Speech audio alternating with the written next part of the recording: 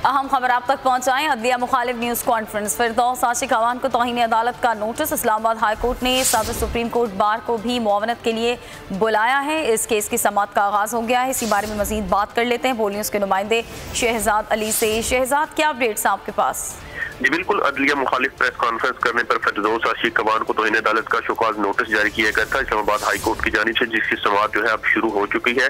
Chief justice अतर मिनल्लाह इस case की समाअत कर रहे हैं। वज़ीर आज़म की मामून खसूसी बराए इत्तलात फिरदौस आशिक अवान इस्लामाबाद हाई कोर्ट में पहुंच चुकी है।